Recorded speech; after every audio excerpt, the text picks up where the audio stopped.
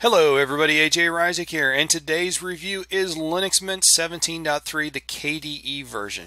Now, I wanted to start out by apologizing to all of my regular viewers for taking so long to get this review out. As many of you know, I started a new job a few weeks ago, and it's taken me a little while to get into the groove of this new schedule, and so the rate of videos coming out has suffered as a result. But I'm starting to get in the groove of this new schedule. It's very different from my old schedule, so starting to figure things out, and hopefully I'm going to get back up to speed with cranking out the videos. My goal is to get 3 or 4 out a week, but we'll see how that goes.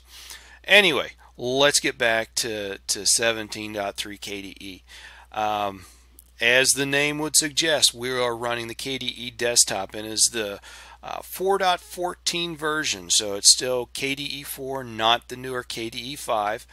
And depending on your perspective, that can be a good or bad thing. On the plus side, KDE 4 is very mature. It is very stable now.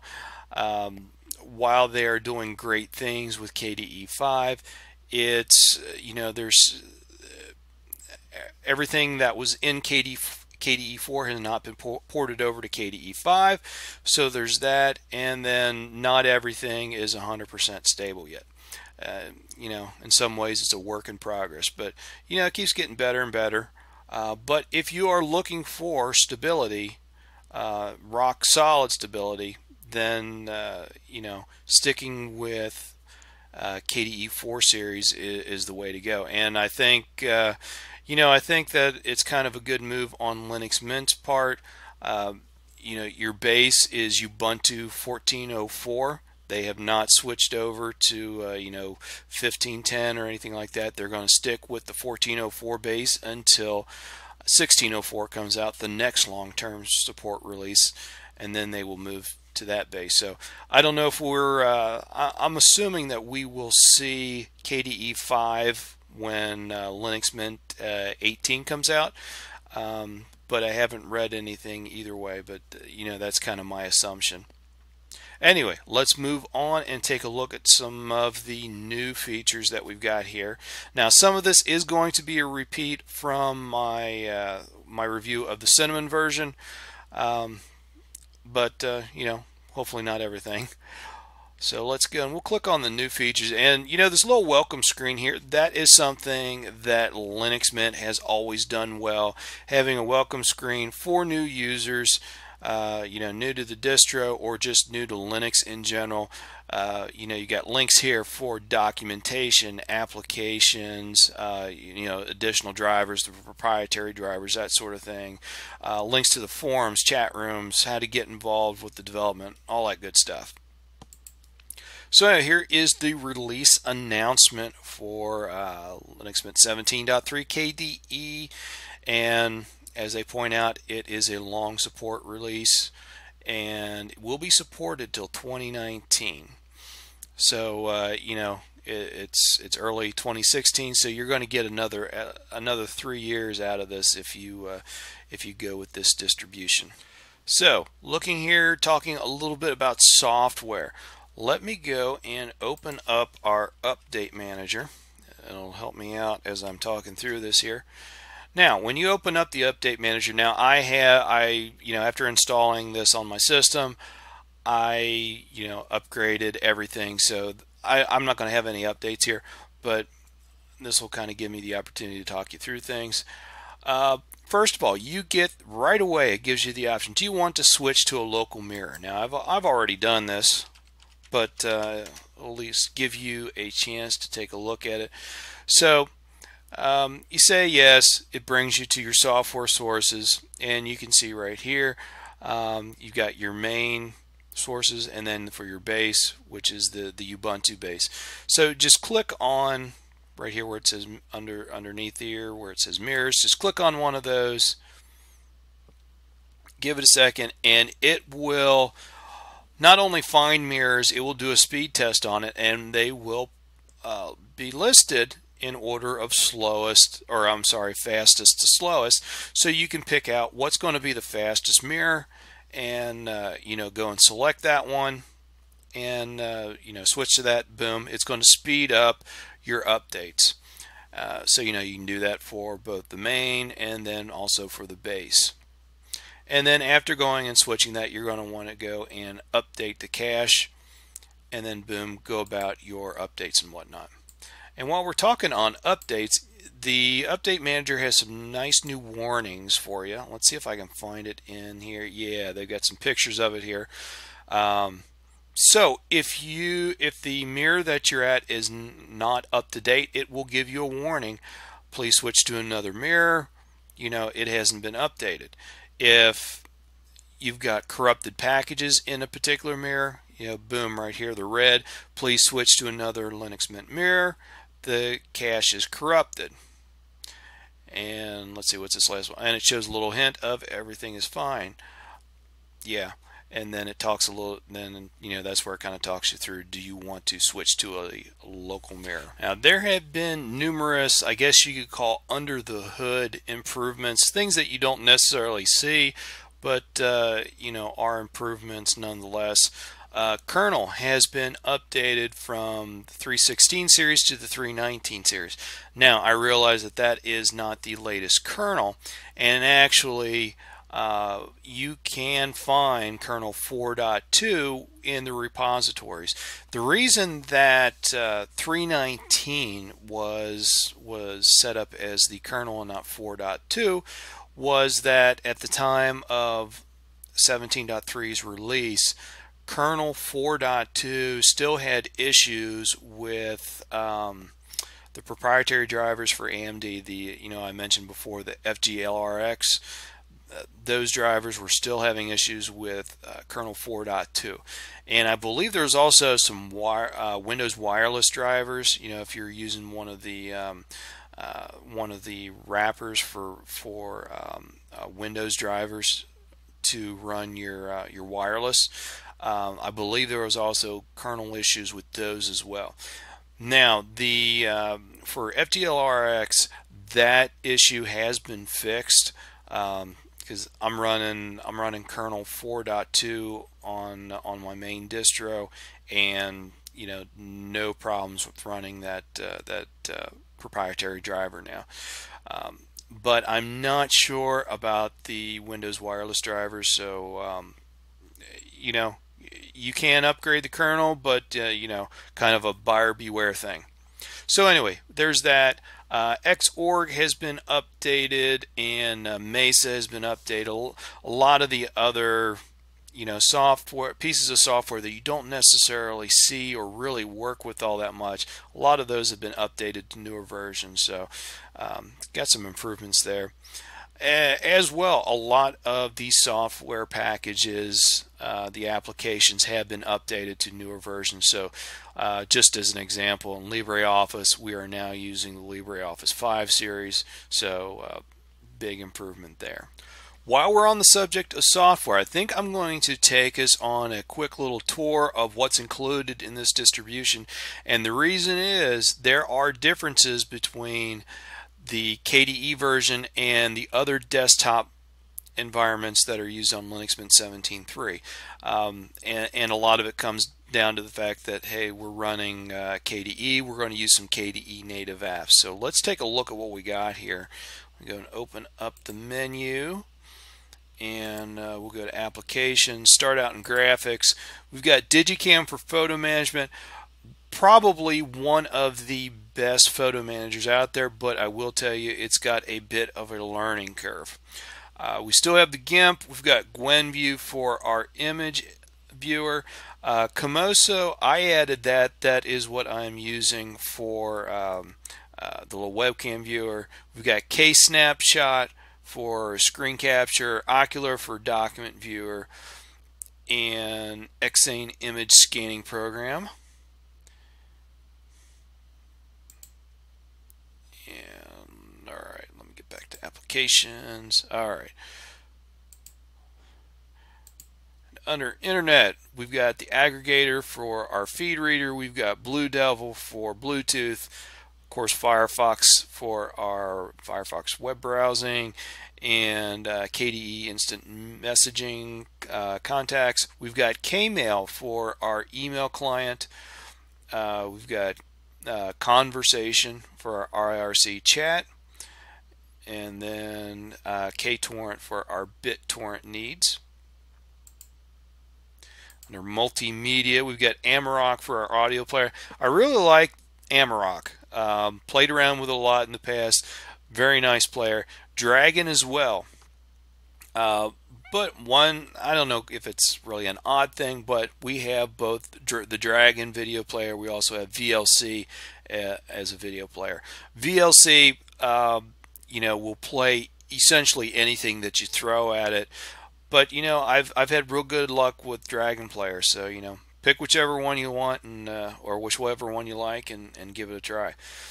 Anyway, K3B for our disk burning, Camerica for our it's another webcam viewer, and then of course our K mixing tool, pulse audio volume control, Skimple, simple screen recorder I added for doing my videos.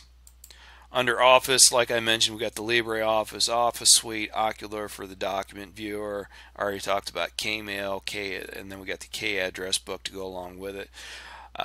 And then, of course, Contact, which is essentially just sort of an organization of several of the KDE native applications for your email, your address book, your organizer, all that kind of stuff. And let's see, down here we got our settings. Most of this, none of that is really KDE specific. That's essentially the same Linux Mint tools. Brain block there. Anyway, we got our backup tool, Dolphin, for our file manager. Love Dolphin. Probably of all of the default file managers out there, Dolphin is my all-time favorite. It's essentially got all the features that you'd ever want in a file manager. We've got the KDE Partition Manager, which I personally, and probably not everybody's going to agree with me on this, I like this better than gparted. To me, it just seems to work better, less glitchy. Love the KDE Partition Manager. We've got our K Info Center, which will give you all kinds of information on your system. Of course, Console, which is our terminal.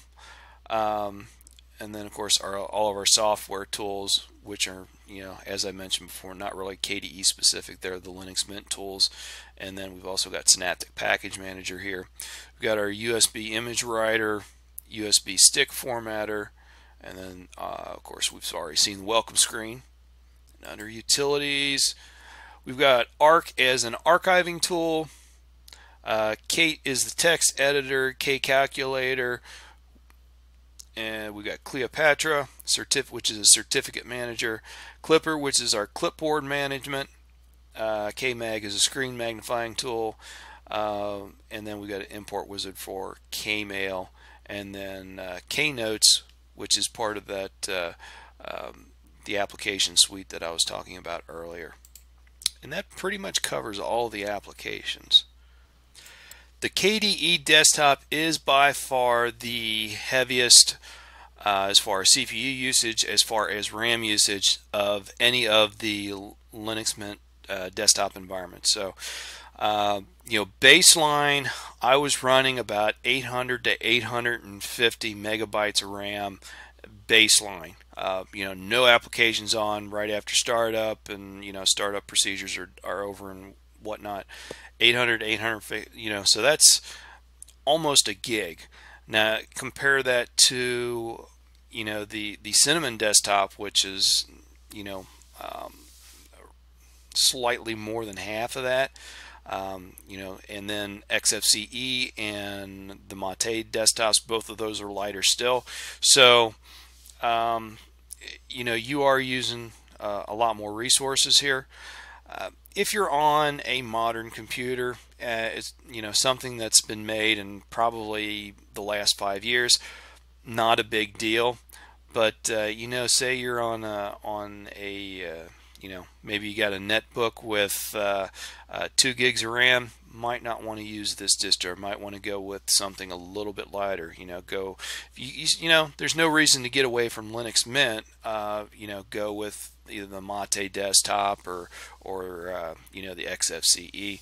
Cinnamon is fairly light as well. Not quite as light as the others, but still fairly light. So anyway, a little heavier on resources, and I noticed that things lagged a little bit. Now, part of that comes down to animation settings that they have by default. If you watch, when I click here, you got a little bit, you got somewhat of a lag for opening and closing those windows. When I was looking at the KDE animation settings, they have by default set fairly slow.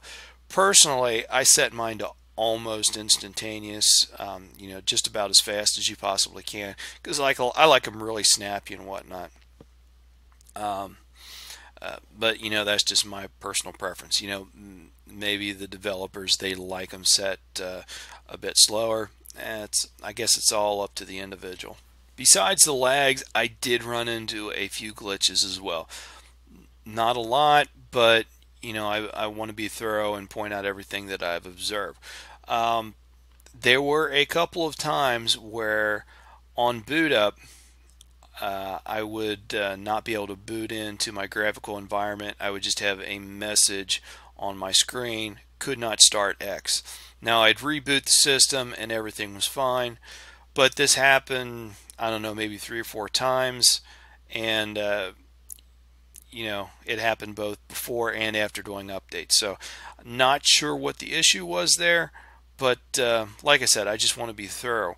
But as far as, I've been opening applications, using applications and all that kind of stuff, all that worked fine. The Linux Mint tools, they all work fine, so no real issues there. Just the one little, that could not start X issue. So once again, I'm not sure what that was, but it's not something that I saw running the Cinnamon desktop or when I was playing around with the Mate desktop. Theming is very similar to what you find in the other Linux Mint desktop environments. That being said, those of you that have seen some of my other Linux Mint videos know I am not a big fan of Linux Mint theming. I do, however, think that it looks better on KDE than it does on Cinnamon or any of the others. I'm not quite sure why. I just think it's done better on KDE. That being said, if I was going to use this as my main distro, one of the first things that I would do is change the theming, because it's really not my thing. But like I said, it's one of those beauties in the eye of the beholder. It's just not my preference. That being said, Wallpapers is something that they do extremely well. So let me go and we'll take a look at there we go, folder settings. So take a look at what we've got available. I mean, look at all of these backgrounds that you can choose from.